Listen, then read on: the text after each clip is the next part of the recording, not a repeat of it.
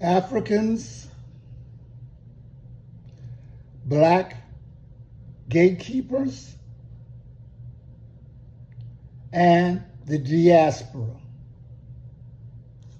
Just so we will understand that we all on the same page, I'll define diaspora for people that don't know, which refers to a large group of people who share a cultural and regional origin but are living away from traditional homeland. Diaspora come about through immigration and forced movement of peoples. Now, the black gatekeepers, within systems of white supremacy, black individuals can sometimes act as gatekeepers, reinforcing racial hierarchies through tokenism, internal racism, and acting as intermediaries. But within dominant power structures, these dynamics involve black people in positions of power or influence, upholding the status quo, even if inadvertently, which can perpetuate system racism and hinder collective black progress. The only reason why I'm mentioning this is because I've been told that there was a black individual attacking Jasmine Crockett, who I can't name too many others who have actually represented the people who put her in office the best way she knew how.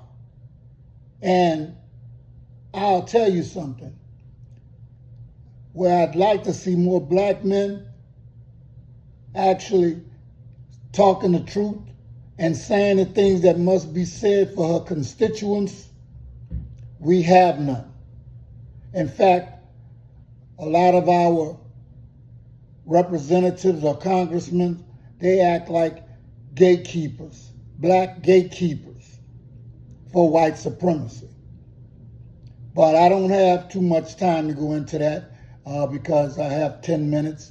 So let's go straight to the crust of what I really want to talk about today, and that is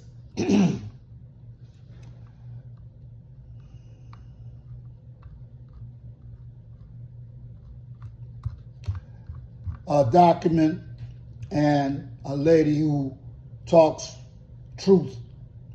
So let's listen to what she has actually informed me of today.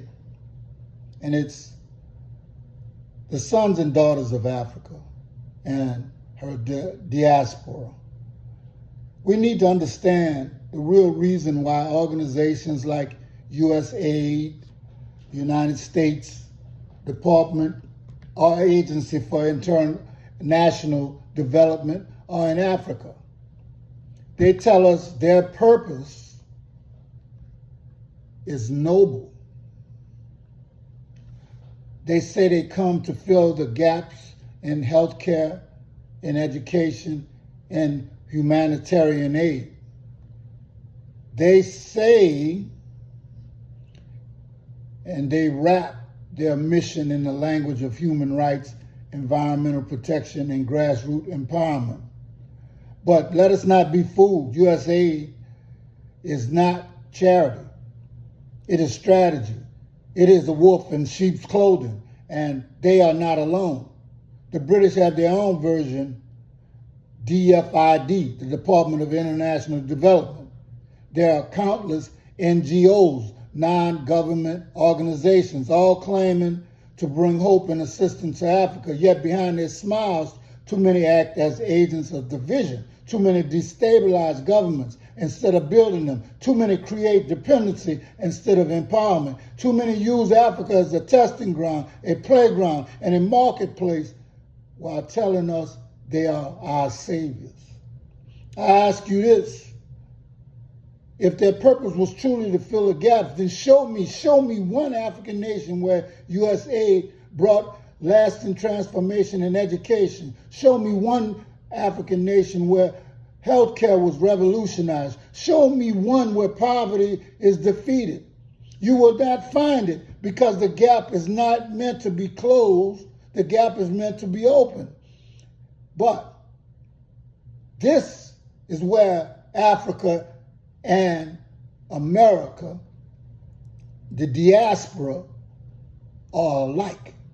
Because the same thing that happens over there happens over here.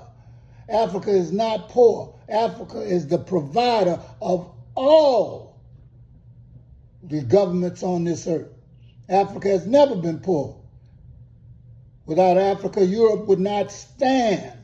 After World War II, when Europe was in ruins, America unveiled the Marshall Plan, $13 billion in aid to rebuild Europe, which today equals $175 billion. But what they never told you is this: it was Africa's minerals and resources stolen and shipped to Europe that truly fueled Europe's rebirth. While we, Black Americans and Africans and the diaspora, were sitting down there building these foundations of Europe and America and all over the world and never getting paid because they called it slavery. Now what do they call it? So I ask you, if Africa had enough to rebuild Europe, why is Africa still poor? Why are Black Americans, or whatever you want to call yourself, still poor? Why are you still acting like a gatekeeper? Africa was never rebuilt. Africa was robbed. Modern exploitation. Take Niger. For decades, French companies mined uranium. The uranium that powers French cities and French weapons. They paid the Nigerian government a pitiful 80 cents a kilo, then turned around and sold it on the global market for 200 euros a kilo. The people of Niger lived in poverty while their land lit up Paris. But when Niger finally stood up and said our uranium belongs to us, everything changed. Overnight, their revenues leapt from 1 billion to 300 billion. That, my brothers and sisters, is the power of controlling your own resources. And that is why outsiders fight so hard to keep Africa under their control. Look at Burkina Faso. Look at Mali. Their leaders are declaring that their gold, their land, their water belongs to their people. And for that courage, they are branded as radicals. But in truth, they are patriots. And it's not uranium, it's oil, cobalt, the mineral in your phone, in your laptop. Africa has everything. But Africa wealth does not stay in Africa. It fuels the West, while our people remain in the shadows.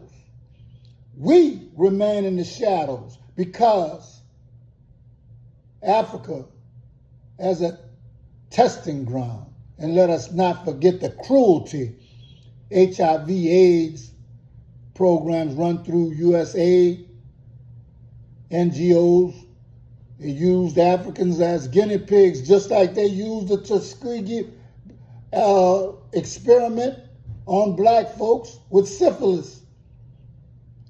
There are documented cases of Africans injected with the virus under the cover of medical aid and agriculture. They flooded our lands with GMOs, genetically modified organisms, seeds that cannot be replanted, seeds that drain the oil, seeds that chain farmers to foreign corporations. They call it aid, but it's dependency by demand and also by design. The connection to African Americans. And while TikTok is going to make me get off in 10 minutes, now let me speak to the diaspora, my brothers and sisters. But African Americans struggle every day under systematic racism, economic exclusion, failing schools, and broken health care. And just like Africa, the fruits of your labor build a nation that denies you dignity. Just as Africa's uranium lights up France, your labor built up Wall Street. Your culture built America's music. Your sweat built America's wealth. And yet you are told you are nothing.